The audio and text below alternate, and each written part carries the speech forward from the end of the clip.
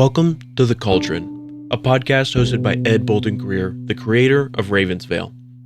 In each episode, Ed will have free-flowing conversations about horror, life, culture, and personal growth.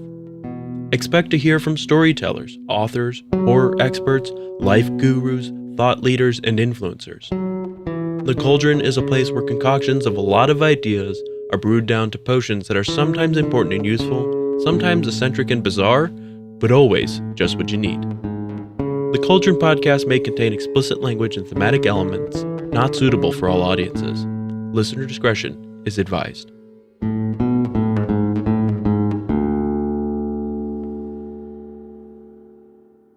Well, hey there, family. Welcome to the Vail Cauldron. I'm your host, Ed Bolden-Greer, and I'm joined today by my guest co-host, Jacob Garner. Hello, everyone. This is the third episode of our 6-part series, Jacob's Haunting. In this series, we're researching 5 of the darkest urban legends of Appalachia. And if you're just now joining us, my good friend Jacob here suffers from phasmophobia. Yep. Phasmophobia specifically refers to an intense abnormal fear of ghosts, but the word is also commonly used to describe an individual that has an intense and prodigious fear of the supernatural and paranormal. Check, and check. I agree. I think Webster's dictionary just uses a picture of Jacob in its definition. Well, Jacob, today we venture into the heart of Appalachia, to the enigmatic Brown Mountains of North Carolina, where we're going to delve into the history and mystery surrounding the perplexing Brown Mountain Lights. These ghostly illuminations were first documented in 1910, and despite numerous investigations, the origins of these lights still remain a mystery a century later. In our last episode, you said you hadn't heard of the Brown Mountain Lights before, and I believe you said the lights scared you more than the Bell Witch. Yeah, there's something just really kind of uncomfortable and unsettling about orbs of light dancing around in the dark woods, and especially after hearing the accounts of some of them chasing people. I don't want to be chased by an orb of light. I can understand that, Jacob. Well, Jacob, before we get started, how's 2024 been treating you so far? Oh, it's been wonderful. Spent the holidays with my family. Got to enjoy a bunch of delicious food and great company. Even did the typical Filipino celebrations. You'd probably get a kick out of it because it involves spirits. So what are some of the Filipino traditions surrounding New Year's? I mean, it's pretty across the board, like what you expect with a lot of other cultures. You eat round food to signify money. You got to wear polka dots or some weird article of clothing. But one thing that I've done since I was a child, that my family has always done, is around midnight, 5 minutes prior, everybody is given a noisemaker, balloons to pop, or literally a pot and pan to bang together. And as the countdown begins, the host of the house opens up every forward-facing door and front window. And at midnight, everybody's supposed to make as much noise as humanly possible. And it's supposed to scare out all of the bad spirits in the house. So that way you start the new year with a clean slate. Everybody's happy and healthy. Oh, wow. That's really interesting. It also sounds like a bunch of fun. Oh, man, it's a blast. And as a kid, you don't really understand what you're doing. But as I've gotten older, I definitely make a little bit more noise than normal. I guess you're really trying to scare those spirits out. Oh, yeah. Have you made any New Year's resolutions this year? I only really have one. I want to do at least 2 more MMA fights before I kind of stop doing it. At least trying to compete with it. I definitely had planned to do 2 more last year before I got injured, but thanks to being in close proximity to you, Dr. B, I recovered pretty quickly. So appreciate that. You are welcome. Yeah, so basically that's what I have planned for 2024. What about you, Ed? Well, I usually make a few resolutions each year, but to be honest, this year I've really been just focused on one. When I look back over the past year and really my entire life, even with all the hardships and challenges that we faced in 2023, I have to say I'm pretty blessed. So I think my singular resolution for 2024 is, well, it's really twofold. In 2024, I want to cultivate within myself a deeper sense of gratitude, and I want to actively give back to the community. Sounds just like you.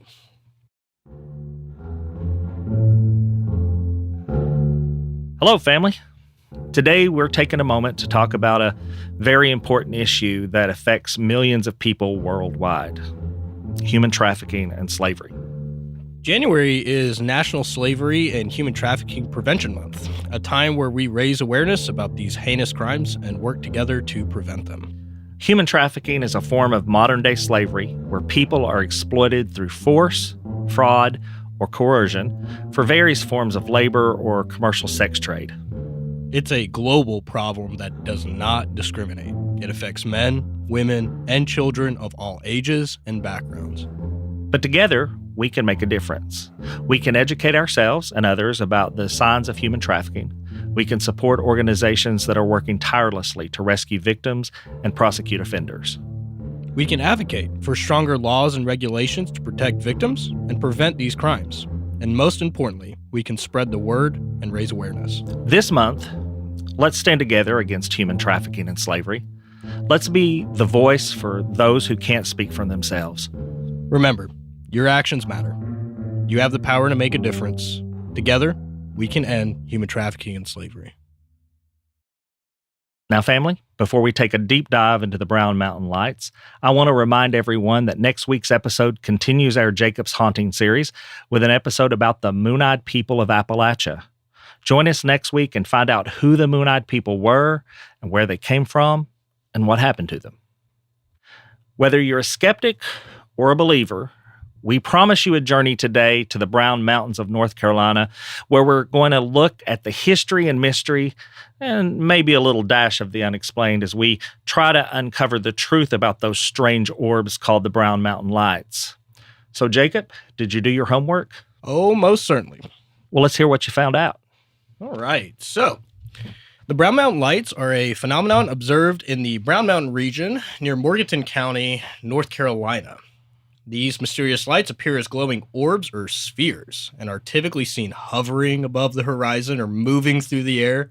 The lights are often described in a couple of different colors, the most common one being white or yellow, but it's also been reported to see red or blue. Numerous sightings of the Brown Mountain Lights have been reported over the years, and they've become the subject of various theories and legends, of which I will expound on later on in the episode. Some people attribute the lights to supernatural or extraterrestrial origins. Those are the most fun ones. While others suggest more scientific explanations, such as gases emitted from the ground, reflections, and even just like car headlights in the distance, but I don't really believe that. Several viewing areas and overlooks have been established for visitors traveling through the Pisgah National Forest in North Carolina for you to try to take your chance at seeing some of the Brown Mountain Lights. If you're anywhere near the Blue Ridge Parkway, mile marker 310 or 301, they have these little pull-off areas that are available for you to get out and get the binoculars and see if you can see anything cool. And while the phenomenon remains unexplained, it continues to attract the curiosity of locals, tourists, scientists, podcasters alike. Scientists and researchers have conducted a bunch of investigations, but the exact cause of these lights remain uncertain, and they continue to be a huge draw to the area. So, Jacob, don't you think that if there was a natural phenomenon happening, that scientists would have already explained it? Well, they attempt to. Appalachia State University conducts quite a few studies and research into this, some as early as 2012, actually. Okay. And while there are some scientific explanations, they're more like guesses. They're throwing things against the wall and so seeing just what some sticks. theories. Just some theories, and they're really pretty ranging in what they come up with. But the history of the Brown Mountain Lights date back well over 100 years. The phenomenon has been a subject of fascination and speculation for literally anybody that lives in Appalachia near this area. I'll just go over a brief overview of some of the early accounts, a little bit of a timeline, and I'll break it down a little bit more later. But the early accounts in the early 20th century, around 1906 to 1910, this is when we first started seeing documented accounts of the lights, okay? Reports of the mysterious lights appearing over Brown Mountain were made by the early settlers in the area, and these sightings were often passed through the generations through oral tradition. One thing that's very important to highlight about this area, you read it and you're like, 19th century or the 20th century, that's like 1906, 1910. What are they talking about settlers? For people that aren't familiar with Appalachia, it is incredibly remote, especially near these mountains. There is just not the ability to build huge settlements, large cities with a bunch of streetlights, and huge roads and interstates and highways. These are very isolated communities that exist in this area. So when you see these sort of things, it defies the explanation like, well, maybe it's somebody with a toy or something, or maybe a drone, or maybe it's just some runaway kite with a candle attached to it. There's some really weird things going on. And then it actually attracts the attention of the scientific community. So starting in the 1920s through the 60s, and then obviously later on into the decades with App State and the U.S. government, scientific interest in the Brown Mountain Lights begin to grow. It stops being something that's just kind of like a tourist attraction. Come check this out. A lot of intelligent, powerful people are like, what's going on over here? There were a bunch of explanations that were proposed, including the possibilities of minerals in the mountain emitting phosphorescent light. However, no conclusive evidence. Yeah, I don't believe that one either. Because even if that was true, would it be like a boulder that then rolls, causing it to move? Right, and I think they would have found those minerals by now. Oh, easily. Oh, yeah. But something I thought was really interesting was that during World War II, the U.S. government conducted a scientific investigation into the lights because they listed it as a potential threat. They suspected them of being enemy aircraft spying on American settlements out in Appalachia. The conclusion was inconclusive, which is interesting. Inconclusive. Yeah, you had the entire U.S. military machine looking into these lights, especially to figure out if they were enemy aircraft. They couldn't come up with an explanation for it, though, which is kind of creepy. Kind of creepy. And then into the late 20th century, the Brown Mountain Lights gained more widespread attention. The lights became the focus of local legends and stories, attracting tourists and researchers alike. This is when you really start to see a lot more accounts in newspapers, travel blogs, once the internet gets kind of moving along, as well as old TV stations reporting on it as well. So the scientific studies that start to happen in about the 80s, if you don't count the U.S. government's military investigation of it, around the 80s are when the real scientific studies start to happen, and they're continuing to this day. They're all just searching to determine the cause of the lights. Some have proposed some kind of out there explanations when it comes to natural sciences, including the combustions of gases emitted from the mountain, geological processes like those phosphorescent minerals, reflections of car headlights, or other artificial sources. However, no definitive explanation has ever been widely agreed upon. And you'll see in some of the descriptions that I give you, unless this is some monster truck driving on the side of this mountain, there aren't roads that are easily accessible for like a Toyota Prius to get around. So you're telling me one of the scientific explanations is that the mountain farts? Yeah, it's letting them rip. Oh, Lord. Essentially. Okay. I would have loved to have been in the room when the scientists proposed Come up with that one. Oh, yeah. Well, what else did you find? They're also, I mean, you can't discount outside of the scientific studies, the cultural impact the Brown Mountain Lights have had. It's inspired folklore, obviously, books, documentaries, and even a very famous song called The Lights of Brown Mountain. Ah. Yeah. They're often and a little bit of tourism. Oh, quite a bit of tourism, actually. Because the Pisgah National Forest, I don't know if you looked at some pictures, but during my research, it's gorgeous. It's beautiful. By the way, I drove through the Pisgah National Forest On your last year. Yeah. I had no idea that You were in haunted America. Really, and this just gives me goosebumps thinking about it. I was only able to get to the Pisgah National Forest at night. Had you only known. Had I only known. Oh, man. Yeah. So the Brown Mountain Lights, in terms of the cultural impact, it's most commonly featured in discussions about paranormal phenomena, as well as ufologists, people that believe in extraterrestrial life. That's where most of these circles, that's where they talk about the Brown Mountain Lights. You'll see that it's kind of funny. They kind of have like a turf war over what it could be.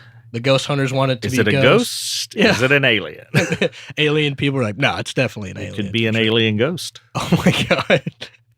That hasn't been proposed. Let's go ahead and propose it. We're proposing it today You heard it here on the first. Ravensville Cauldron.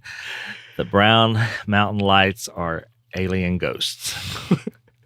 So right now, I'm going to go through the various theories and accounts that have been published. Physical documents have been brought forth discussing the Brown Mountain Lights. This isn't just from your cousin Jethro that lives on the other side of the mountain, said it to your uncle twice removed.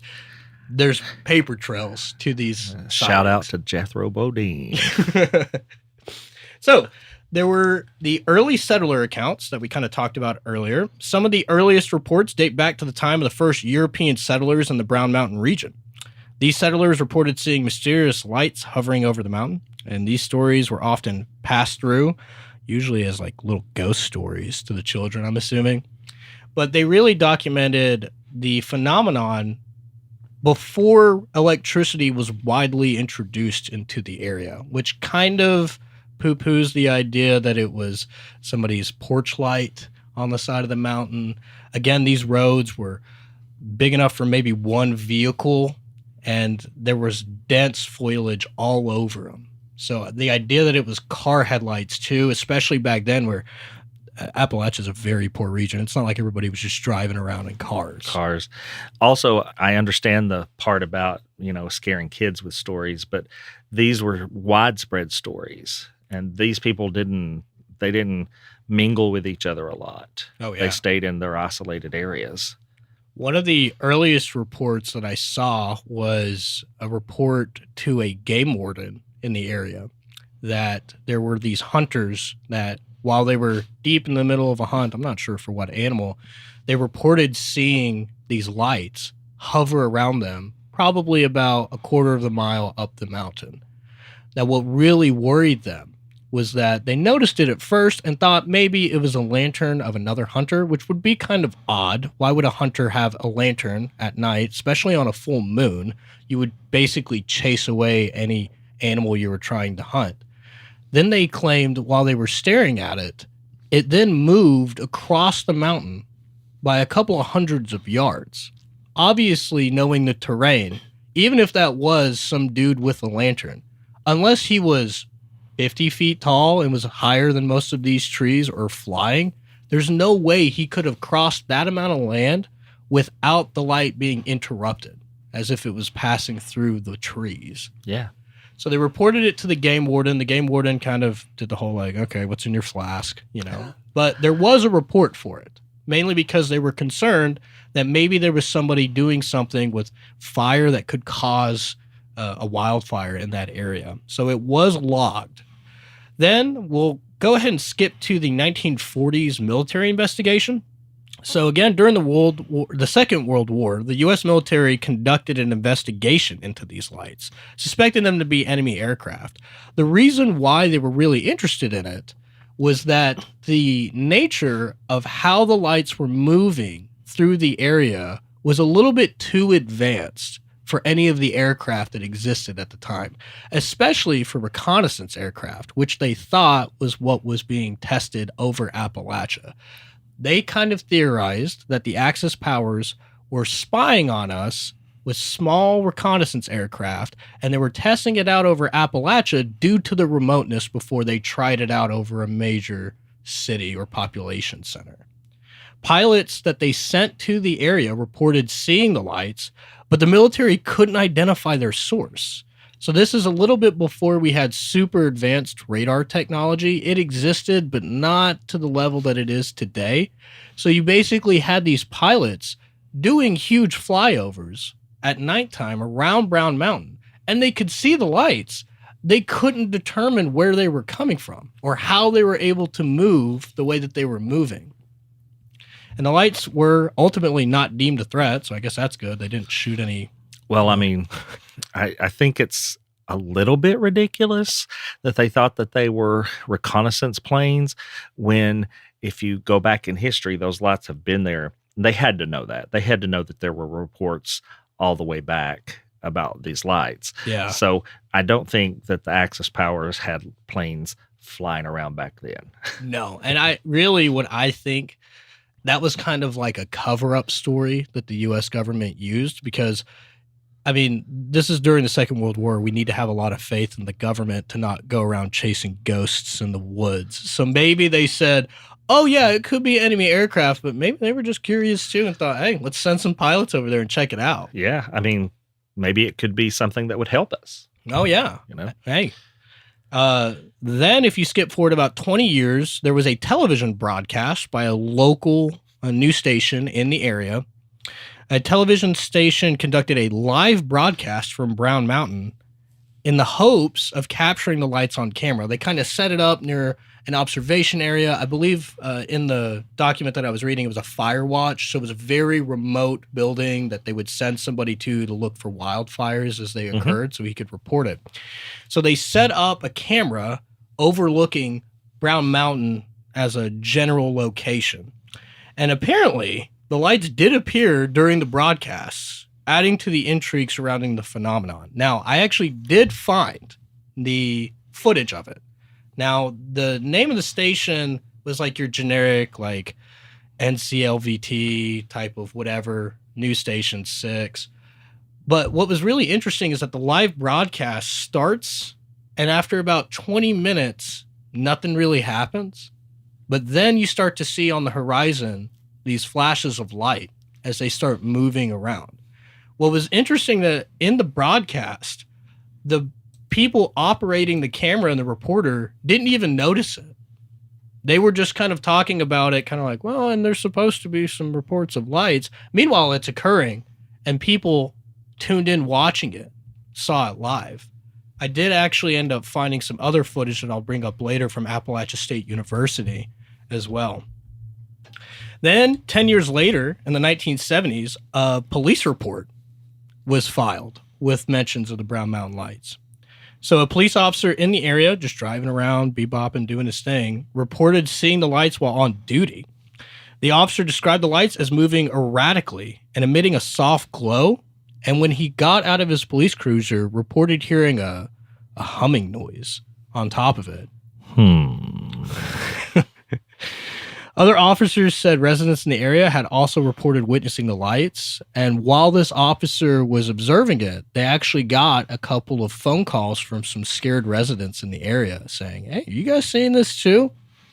I find it interesting too in the police report that the officer claims that the orb of light that he was observing dancing around the mountain was significantly far away from him, but he said it sounded like the humming was right above his head. And it wasn't loud, but it was just a low hum. Oh, yeah. It was just enough for him to be uneasy about it. He even turned off his police cruiser, thinking that it was maybe the engine causing it, but he still heard it. Well, that gives me goosebumps. I know, right? Also, sprinkled amongst throughout the decades, you have plenty of tourist and local sightings. People driving through the area report that they saw an orb of light skip over their car by about 50, 70 feet, and they would report it saying, I don't know who's flying a plane out here, but they need to stay a little bit higher off the road. Again, Pisgah National Forest, it's like a giant gorge. I mean, there's very, very steep cliff faces and drops on either side. The idea that a pilot could fly through that gorge and not wreck, especially at night, pretty low.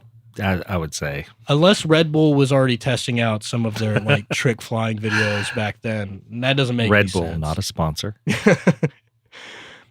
Many visitors claim to have seen the lights, describing them as floating, hovering, similar to the officer that we just talked about, or moving in unexplained patterns. The unexplained patterns thing is something that I wanted to kind of touch on because I believe that's what really drew the attention of the U.S. military.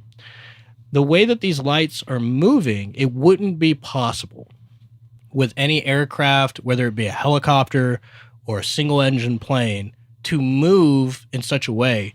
Some of the footage that I saw from no, hold on. You mean wouldn't be with the technology that we understand currently? Correct. Okay.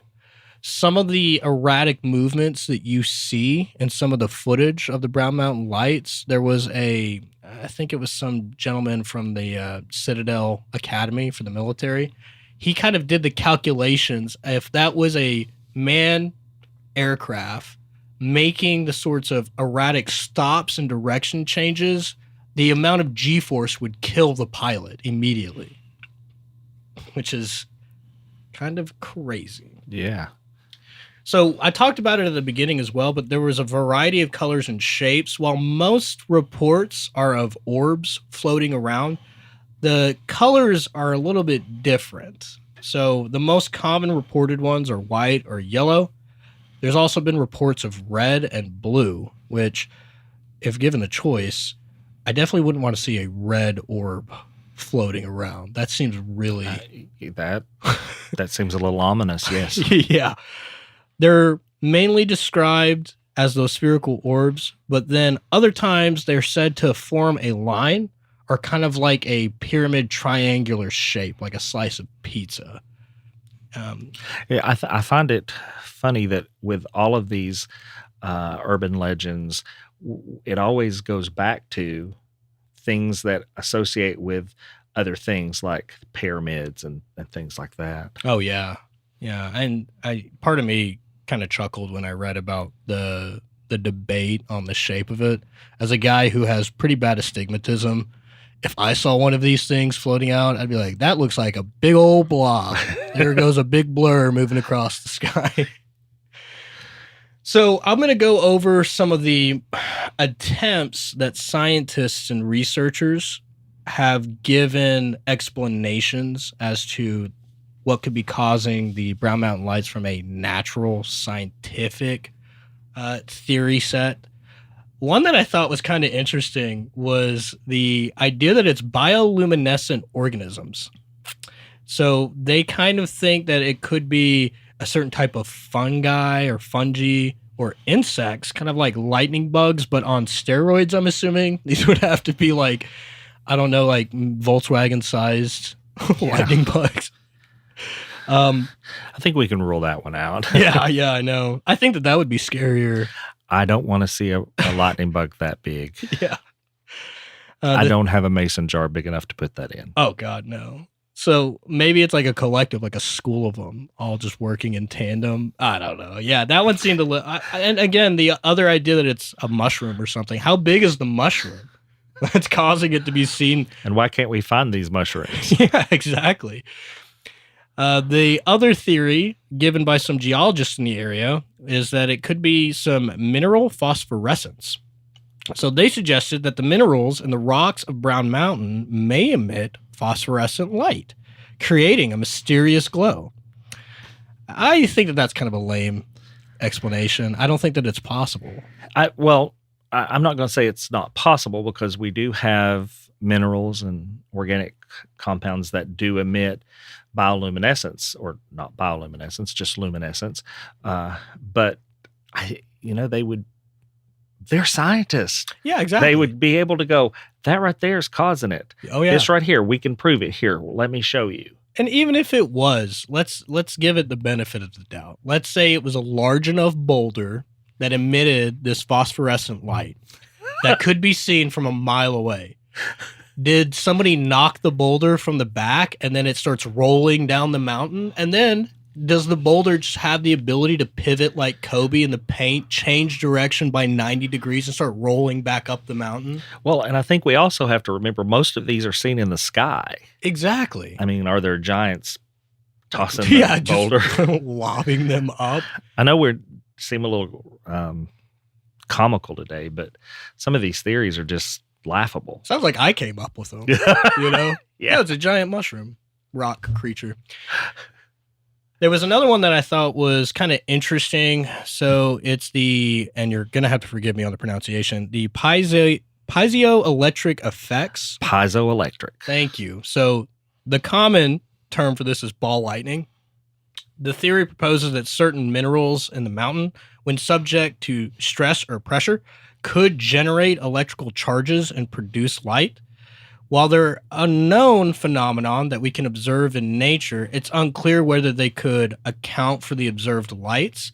There's also, with the ball lightning theory, the idea that during really heavy storms, the electrical charge, the mismatch in the atmosphere could cause ball lightning. Ball lightning is a real thing that we have observed, but the accounts of this happening all throughout the year during all different seasons kind of shoots that one down too. Yeah, I also think that the piezoelectric effect is kind of thrown out the window here because you have to have some kind of generator for that. Yeah, exactly. And unless we have a mad scientist home based in the Brown Mountain, I'm not sure that that's very logical.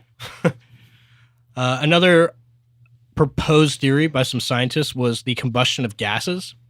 They kind of suggested, hey, maybe there's some flammable gases emitted from the ground, such as methane, that could ignite spontaneously and produce the lights. Again, with the amount of different accounts of the sizes, the shapes, the different colors, methane only burns at one specific type of color. It doesn't account for the other types. Right. So mountains fart, but let's go back to the previous one where they were talking about ball lightning. The atmospheric conditions have to be right, and with ball lightning, typically it's a storm. Exactly. And most of these accounts aren't happening during a storm. No. Or pre or post storm either. Exactly. I mean, take the example of the hunters earlier making the report to the game warden. You would not be hunting if it was, pouring rain left and right. It would have to be a clear enough night that it was a good night to go hunt. So that kind of shuts that one down too. Also, if it was the combustion of methane, wouldn't there be evidence of fires everywhere? I would believe so. And I doubt that. I mean, if you think about some of those YouTube science shows where they're lighting methane on fire, it's a direct funnel or a column of gas, not a ball. Exactly. And if you were able to perhaps fill a balloon with methane, it's gone in seconds. Exactly. And these things hover and stay around and move around. So yeah, exactly. I think we could throw that one out the window too. Uh-huh. The other one that seems to have the most widely accepted explanation from a scientific point is the idea that it's reflections of car headlights in the area. Again, given the report from that one gentleman from the Citadel talking about how if this was a manned vehicle, be it flying aircraft or on the ground, the way that it changes direction so abruptly and the speed at which some of them have been recorded as going, it would break the neck of anybody piloting it or driving it. Yeah, I get that.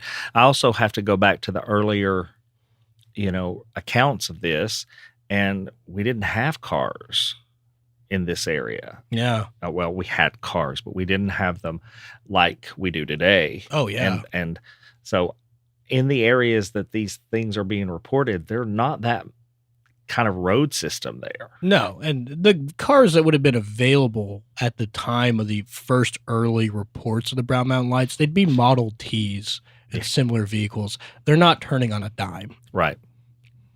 They're certainly not high speed. And besides, a lot of people that do see the Brown Mountain Lights say, I've seen a reflection or two in my life. That's not what I'm looking at. Right. The last one that I thought was a little bit interesting from a scientific point was the idea that it was a temperature inversion. So apparently in some atmospheric conditions, temperature inversions can occur and they trap light, creating optical illusions. So this theory that was proposed by some scientists in the area suggests that the temperature inversions could be responsible for the appearance of light that seemed to float above the horizon. However, critics argue that this does not explain all of the observed characteristics of these lights. Right. So I think that's the problem with all of these natural occurring theories is that none of the theories can explain away all of the details about the Brown Mountain Lights. Exactly. And I understand that what the scientists were trying to do was offer up potential explanations. But if you notice something about all of them, they get one aspect of what could be causing some of the characteristics of the Brown Mountain Lights, but they don't account for what they're doing in their entirety. Right. And let's be clear, here at the Vail Cauldron podcast, we totally believe in science. Oh, yeah. We are, and Jacob's a little bit of a conspiracy theorist, but we do believe in science. So let's just be real clear about that. This is where it gets fun. The explanations that I did a deep dive in are the extraterrestrial or the paranormal explanations for the nature of these lights. So obviously, given the mysterious nature of the lights, a lot of people attribute them to something supernatural. However, this perspective lacks a lot of general consensus amongst the ghost hunters and the UFO hunters. I'll let you decide what you think it is. But one thing that this ended up sending me down a rabbit hole on was the correlation between spheres of light and ghosts that are often rooted in paranormal folklore. So, many ghost stories and paranormal encounters, witnesses describe seeing or capturing images of orbs or spheres of light, which are believed to be, by some, the manifestations of spirits or ghosts. And this is actually something that I can attribute to. My family, growing up, very superstitious. Whenever we would see an orb float by or like get caught in a ray of light, or see one in a picture, especially any pictures where it's a family gathering and there's an orb in the back, my aunts, my mother would always say, there's your dad, there's your grandpa, there's your cousin Ruel. They're here. They wanted to be in the photo too. Yeah. And those photos, even though objectively the living members of the family, maybe it wasn't our best photograph, but because my family believes that it was a spirit of a loved one coming to visit, they hang those up in the house. And it only takes like 5 minutes of you being in their house for them to start breaking out the baby pictures and everything.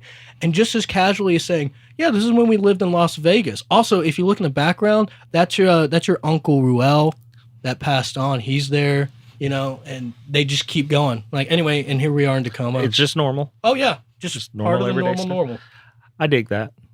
So with the dust and particles, orbs captured in photographs or seen with naked eye can often be attributed to certain particles. I don't really think that holds too much weight for the Brown Mountain Lights.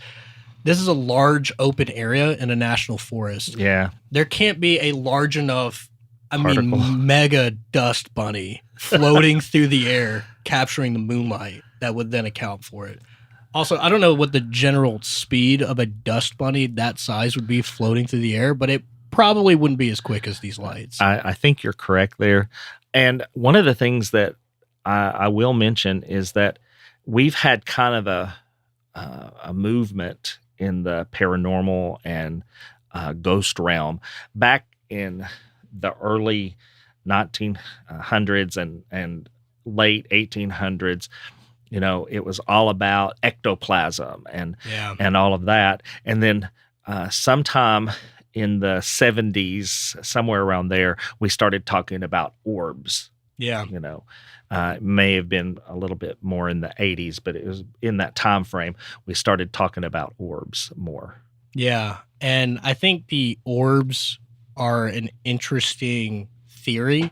So I'll touch on later about what, if it is paranormal and these are orbs of spirits in the mountains, whose spirits are they? The last little bit of the supernatural thing, the one that I like a lot, honestly, is the idea that these are extraterrestrial aircraft. Now, a lot of the reports we have of extraterrestrial aircraft, I'm not sure when any of you are listening to this episode, but last year, there was a huge groundswell of UFO. That would be 2023. Exactly. Of the U.S. government basically declassifying a bunch of information on UFOs, including footage and pictures and whatnot like that. a lot of the way that the orbs and a lot of UFO found footage and documentation kind of coincides with the way that these Brown Mountain lights move. I find can dig pretty that. interesting. Yeah. So, let's talk about the UFOs. The UFOs and the alien spacecraft theory. Some believe that the certain orbs of light surrounding Brown Mountain are actually unidentified flying objects, vehicles or spacecraft of an extraterrestrial origin. UFO enthusiasts flock to the area every single year and argue that these lights could be advanced technology from other civilizations exploring the Earth. Or it could be plasma entities. So these UFO researchers propose that the orbs of light are not actually vehicles that the extraterrestrials are traveling in. They are, in fact, the extraterrestrials themselves. They believe them to be of a different state of matter, so plasma, or just pure energy beings. And these entities, according to this theory, could be manifestations of some extraterrestrial intelligence or form of non-physical life using some sort of Bluetooth capability to explore the area remotely. Kind of like an observation type of thing. The other theory proposed by the UFO experts is that this phenomenon could be explained by aircraft or devices from an otherworldly origin, such as like a probe or surveillance drone type of thing. They believe that they were developed by some sort of extraterrestrial civilization to monitor the Earth and its inhabitants, and that their devices may be equipped with sensors or cameras to collect information of the area. This would also explain why there are multiple accounts of orbs as UFOs being reported all over the country and the world, that they are sending these surveillance devices to various regions of the United States to get a better picture of the entire country or the layout of the natural landscape as well. So essentially they're high-tech drones. Exactly. Which I will say that if the Brown Mountain Light phenomenon occurred starting around 2010, I think everybody would have just assumed it's some teenager with a drone and a flashlight tied to it, flying it around. But again, these reports started in 1906. I don't think drones were around back then. No, not in our world. This is a really fun theory that these UFO people have proposed. That these Brown Mountain Lights are actually transportation portals. So I will admit, it took a little bit of a deep dive. This is more on the fringer. Okay. More on the fringe of their theories. I'm very interested in portals right now. I'm doing some writing in our other podcast about portals right now. So I'm very interested in what you have to say. Oh, wonderful. Tie in the Brown Mountain Lights, man.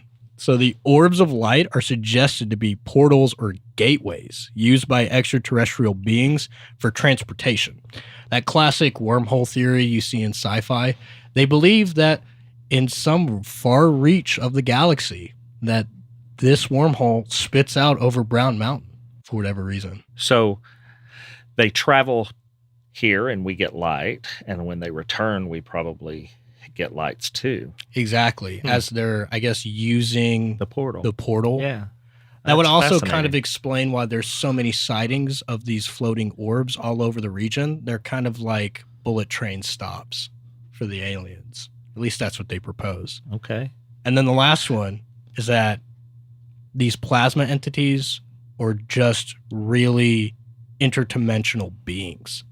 So there are a prevailing school of theories around this that propose that the orbs of light are manifestations of beings from alternate dimensions or parallel universes, and that the interdimensional beings might visit or interact with Earth for purposes that are unknown to us, but there could be a significant reason as to why the only way we can perceive them in our dimension or our reality is just pure light, pure energy. And if they are from a different dimension, they don't adhere to the laws of nature here, causing their ability to float and change direction. I get that. But here again, we're seeing these in the sky. We don't see them walking around on the street or floating around in the street. These are in the sky. So they're hovering, I guess, I don't know. I don't know either. I don't want to know, really.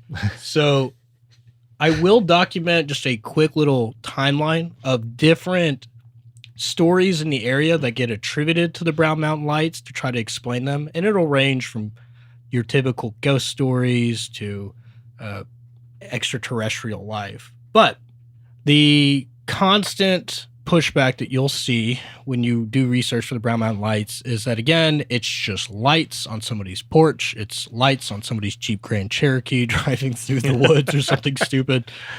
But there was a lot of initial claims that were insinuating that there could be something supernatural to be the cause behind the Brown Mountain Lights. The first publication of a claim that the lights were in any way referenced by Native American culture was an article in the Asheville Citizen in 1938. It basically made the claim that the orbs of light that you see were indigenous people that were wrongfully treated, obviously, and that maybe they died while fighting after being forced onto the Trail of Tears, and that their spirits now haunt the Pisgah National Forest as a result. And that was published in 1938 in the Asheville Citizen, which I find really interesting. Experts on historical Native American traditions state that this is also a myth that was invented by the white settlers to justify their own beliefs in the lights. Although some of the native tribes in the area openly discuss that their spirits protect the forest. So while there is a little bit of you guys are just blaming Native American spirits to come up with an explanation for the lights, the Native Americans that they speak to also go, well, it could be. I mean, we do have our ancestors all over this place, right. Obviously. There also was a new variant of an older ghost story that kind of got lumped into the Brown Mountain Lights. And it was a ghost story about a woman and a baby that were murdered in the Jonas Ridge community. And it became the first published ghost story to incorporate the lights. And that was published in 1936. So 2 years before the Asheville Citizen published their article. Basically, it stated that the orbs of light are the maligned spirits of that woman and her baby that then haunt the mountain in which they were killed on. So you'll see after 1936 with that published ghost story tie-in that ghosts are now going to start being primarily attributed with the Brown Mountain Lights. Obviously, a bunch of spirits from the Revolutionary War, our troops moving through the mountains as they're setting up camp and maybe during a battle or two that happened. Published in 1982 was a story that was linking the lights to Civil War ghosts. And it was first seen roughly around 2012 on the internet. It was published in some sort of article for ghost hunters back in 1982, and then it resurfaced in 2012. Again, the idea being behind spirits that passed untimely in great distress. Their spirits are still forced to wander the area that they died in. So those were the ghost explanation tie-ins for the Brown Mountain Lights. But in 1965, this is when the UFO movement really started to pick it up and run away with it. There was a gentleman by the name of Ralph Lael who used to display what he claimed was a mummified alien in his rock shop. He self-published a book detailing his claimed extraterrestrial encounters on Brown Mountain and his trip with the aliens to their home planet of Venus. So I ended up looking into this guy's claim. He claims while he was hunting for geodes and Native American arrowheads and stuff like that, that he stumbled upon a weird humanoid effigy in the rocks. It clearly was not a mummified human being that had calcified. He described it as an entity of pure energy that once it stopped existing, it gathered the materials around it, kind of like it imploded, and then caused a mummification. Now, he claims in his account that as he was moving around with this thing that it disturbed, I guess, its colleagues or brethren, and that they ended up abducting him in the middle of the night and taking him all the way to their home planet Of Venus. And probed him. Probably. He may have left that part out. Okay. But we can assume. And he gives a huge account of what he saw on Venus and that the entities that he was interacting with looked like fleshed out versions of the mummified rock effigy that he had found and displayed in a shop. If you ever want to, you can actually look up pictures of this rock-like effigy. It looks basically exactly how he described it. It's got large head, long slits for eyes, short stubby body. Kind of creepy looking, not gonna lie. If I was walking into a rock shop to be like, you got any cool rose quartz or anything? And I just saw that thing chilling, I'd probably just be like, all right, man, have a good day. And I'll just walk out. Of course you would. At some point after Mr. Ralph publishes this account of being abducted by aliens after finding the remains of one of them, that's when you really start to see a transition take place between the idea that this was caused by paranormal spirits, and it almost completely changes into extraterrestrial activity. Yeah. I can see that. So that's where the original legend kind of stands now. It has more accounts that more align with like Close Encounters of the Third Kind. Yeah. The orbs start to take on more of a, they float directly above me, they shake my car, it makes all of my hair go up into the air like you're being abducted or anything like that. So even though thousands of loggers were working in the Brown Mountain area during this entire period of time where people are still reporting to see them today, all of them, even though they don't communicate with each other, they all come to the same general description of what the lights can do, what they've been seen to do, and everybody generally reaches some consensus as to how they operate. And this is also where a bunch of UFO hunters start flooding into the area to try to get to the bottom of this. So you have a lot of people taking photographs, bringing telescopes. There was one guy that was reported to have said that he observed these floating orbs of light over an area in Kentucky, and they shot off in a certain direction. And wouldn't you know it, when he did it on a map, guess where they were heading towards? Brown Mountain. Exactly. So he kind of believes that Brown Mountain is these other areas that exist on the, countryside or whatnot that are used as kind of like a beacon or like a bus stop for these people. Or these beings, I should say. So, all this to be said, with the UFO hunters, the ghost hunters, both combined, I think it's safe to say that the lights are a cultural phenomenon. It's evolved over time to suit the many different theories that people have, whether it's ghosts, whether it's UFOs, whether it's mountains farting, or something silly like that. But the changing expectations of the people who participate in this are also helping build the culture of mystery in Appalachia. So, Jacob, after doing all this research, what's your final determination about the Brown Mountain lights? So, I was kind of 1 foot in, 1 foot out. When I initially was doing the research, some of the first things that came up were, it was car headlights. And I went, okay, yeah. And I just stopped doing any sort of mental work. And I said to myself, yeah, it's just car headlights. But the more digging into it that I did, the more I realized it definitely could not have been car headlights. I also ended up finding a very interesting study that Appalachia State University conducted within the last 15, 20 years. I think it was 2012, where they set up a camera overlooking Brown Mountain and collected 1,600 hours of footage.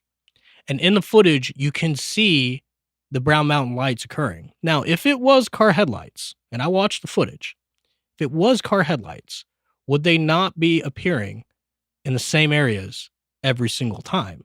But they're not. So with App State University, the U.S. government, plus the thousands of people who've reported to see the lights, they all still can't reach some collective agreement on what the lights are or what's causing them. The ghost hunters claim that it's supernatural. The UFO hunters want to claim that it's extraterrestrial. For all I know, it's an alien's ghost or something. Well, family, as we conclude today's episode of Jacob's Haunting, we leave you with the enigma that is the Brown Mountain Lights. These mysterious lights, seen sporadically for years near Brown Mountain in North Carolina, continue to captivate our imaginations. They remind us that despite our advancement in technology and understanding of the world, there are still mysteries out there waiting to be solved. So the next time you find yourself in Pisgah National Forest, take a moment to gaze at Brown Mountain. And who knows, you might just catch a glimpse of those elusive lights. But until then, keep your curiosity alive like me and your sense of wonder ignited. Remember, the world is full of magic and wonder just waiting for us to explore. I'm Ed Bolden-Greer. And I'm Jacob Garner. We hope you've enjoyed this episode. If you like what you've heard, make sure you join us next week as we journey into the mysterious world of the Moon-Eyed People of Appalachia. Now, family, you adults have a few chores to do. If you haven't already, go on over to ravensvail.com and see about doing your chores on social media. Follow us on all the social media platforms that we've made available just for you guys. And if you haven't already, you can find the Ravensvail Podcast on your favorite podcast platform. Just search for Ravensvail Podcast and make sure you hit the follow button to stay up to date with our latest episodes. And tell your friends about us, won't you? So until next time, family, see you soon.